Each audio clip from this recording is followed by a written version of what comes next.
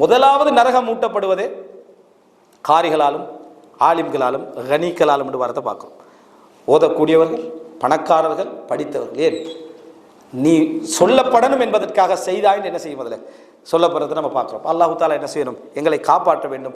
அது போன்ற ஒரு இடத்துக்கு போய்விடாமல் என்ன செய்ய வேண்டும்? காப்பாற்ற வேண்டும். இன்னொன்று தெரிஞ்சுக்கங்க, நம்ம சில பொழுது மதாஹிலு சைத்தான் நுழையிற பாதைகளில் உண்டு. அதையும் சொல்லி முடித்துக் கொள்கிறேன்.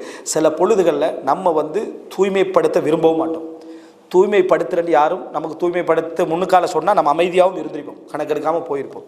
ஆனால் நம்மளே தூய்மையாக பேச வேண்டும் என்று 4 பேரை நம்ம பார்ப்போம். அவன் தூய்மைப்படுத்தாமல் பேசாமல் சாதாரணமாக இருந்துட்டிருப்பான். அதுக்கு ஷைத்தான் எங்களுக்கு தெரியாமல் ஒரு வெறுப்பை உள்ளத்துக்குள்ளே ஏற்படுத்துவான். ஒரு வெறுப்பை என்ன செய்வான்? ஏற்படுத்துவான். அவரை பற்றி ஒரு கேட்குற, அவர் எப்படி இருக்கு? மனுஷனை மதிக்க மாட்டான் அப்படின்னு. எப்படி வந்து பார்த்தீங்களா? இப்போ தூய்மைப்படுத்தலாம் சொல்லலை, மனுஷனை மதிக்க மாட்டார். அப்படி என்ன நடந்த சம்பவம் அதில் விட்டுருங்க. நல்லா எங்களே காப்பாற்றணும், பாதுகாக்கணும். அஸ்தக்ஃபிருல்லாஹ். இவர் விளங்கிட்டா எப்படி சிந்தனையை ஷைத்தான் எப்படி மனுஷனை மதிக்க மாட்டான்னு இவருக்கு எங்கிருந்து வந்துச்சு? ஏதாவது அவமானப்படுத்தினாரா, ஏதாவது மார்க்கத்தில் விட்டாரான்னு கேட்டால் இவரை பற்றி எதுவுமே அவர் சொன்னதில்லை. இவர் அவ்வளோ செஞ்சுக்கிறாரு, எவ்வளோ சொல்லிக்கிறாரு, இவர் எதுவுமே சொன்னதில்லை. இவர் அவருக்கு ஒரு ஹெல்ப் பண்ணி உதவி செஞ்சிருந்து அவர் இவரை புகழாது விட்டால், உதாரணமாக நல்லது செஞ்சுக்கிறீங்க ஜஸாக்குமுல்லாஹ் கைர் சொல்லாது விட்டால் ஒரு மனவலி ஏற்படும். அதை இஸ்லாம் அங்கீகரிக்குது. அதை ரசூலுல்லாஹ் சொல்லிக்கிறாங்க. இது வேற.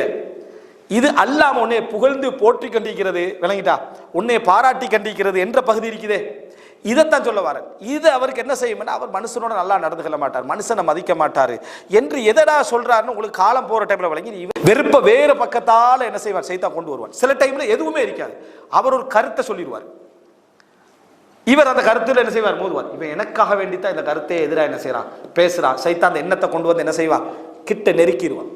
ஏன் நமக்கு விளங்காததெல்லாம் அவருக்கு அப்படி விளங்குது? அவர் அறிவாளி அல்ல, சைத்தான் பூந்துட்டான். அவர் அறிவாளி அல்ல, அவர்கிட்ட சைத்தான் விளையாடிட்டான். சிலருக்கு ஏண்டா பகமை வந்ததுன்னு ரீசனே தெரியாம இருக்கும்.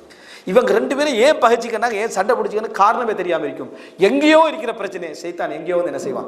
மூட்டி விடுவான். அது ஒரு பிரச்சனையா பகமையாக என்ன செய்வார்? எனவே அன்புள்ள சகோதரர்களே, நம்ம இயன்ற அளவுக்கு நமது மீது குற்றச்சாட்டு வருகிறதா, எங்களை தவறாக நினைக்கிறார்களா, அது ஒழுக்கம் சம்பந்தப்பட்டதா இருந்தால் கொஞ்சம் விளங்கப்படுத்திட்டு போறதுல பிழை இல்லை. மற்றபடி உள்ள விஷயத்துல நீ அதுக்கு தகுதியானவன் நினைச்சிட்டு போறதா நல்லது.